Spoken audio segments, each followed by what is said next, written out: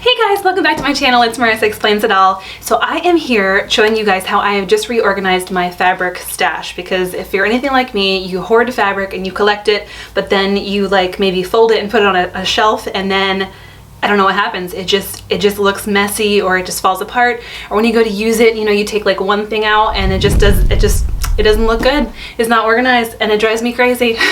So I came across this method and I figured I would share it with you because I just reorganized my fabric shelves. So this method isn't new. It's not something I created, but it's something I picked up and I tried out, and I wanted to show you guys how I did it. And it looks pretty awesome, if I do say so myself. I was really happy with the results. I don't know what it is, and my husband does not understand this, but things that are like super organized and like really neat and like perfect and orderly like make me so happy. So my craft shelves now make me happy, and I want you to have that happiness too. So if you're interested in seeing how I did that, stay tuned and I'll be right back.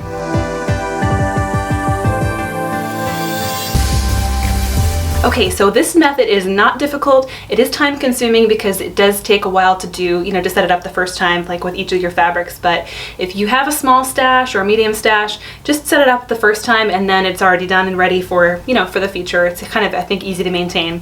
So the only thing you need for this method are two things. You need comic book backing boards, which look like this, and they are just thin pieces of cardboard. And it would be dark once I put the white up here. They're just thin pieces of cardboard that are used in, you know, for backing comic books to keep them pristine and flat. And the second thing you'll need are a ton of these plastic alligator clips. And I use plastic because I was a little bit afraid of the metal maybe rusting over time, especially if you're in like a damp environment, and just kind of, you know, rusting on my fabric. So I bought a bunch of these and they come in a giant bag. I used a lot of them already, but I have a ton left. So I'll put the prices on the screen, of course, for each thing, but the comic book backing boards, I want to say I got 200 for 20 bucks. And then the clips, I got like 500 maybe for $10, $9.95 or something like that. So for $30, this was totally worth it to overhaul my shelves.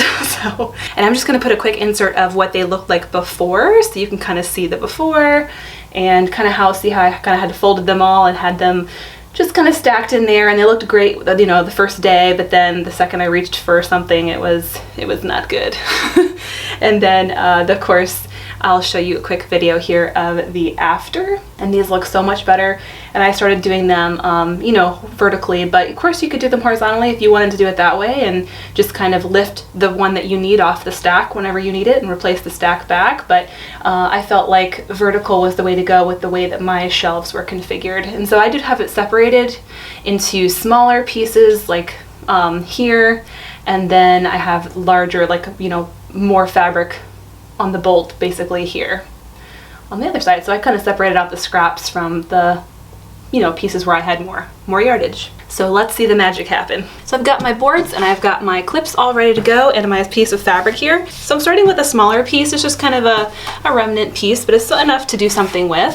So the first thing is, some people actually like to iron their fabric. I didn't do this because I don't have time for that. Nobody got time for that. So what I kind of did was I just worked with what I had, and most of my fabrics were kind of pressed anyway and not super wrinkly. So I would kind of hold up the board here and estimate how much I needed to fold it over, just to kind of make sure that it was kind of touching the top and the bottom, basically trying to get it roughly the same size as the height of each board. So just kind of did that, and then this is the easy part. All you have to do is just start winding. So I just kind of maybe held onto it a little bit, you know, tight here, and then just started winding it on the board, which is awesome. And then once you're done, you'll have a little piece, of course, this little, you know, remnant. And this is where you take your alligator clips, of course, and then you would just clip the pieces down.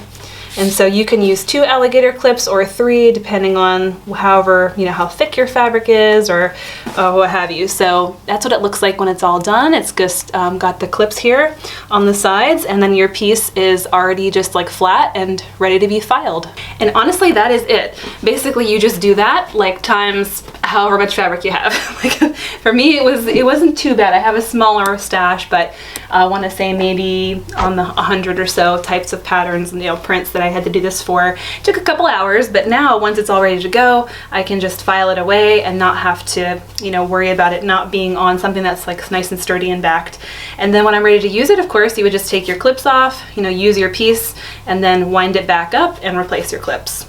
So that is everything. That's it. You can store them vertically or horizontally. Hopefully this helps you guys. I was able to adjust the height of my shelf to be able to do them like vertically, and I just think it looks so much better when they're filed that way, and that way I can just pull the one out I need and then replace it back when I don't need it anymore. So that was my method, but you do what works for you in whatever space that you're storing your fabric in. Hopefully you found this helpful. Feel free to subscribe to the channel, and I will see you guys next time for more tips, tricks, and tutorials. Bye guys.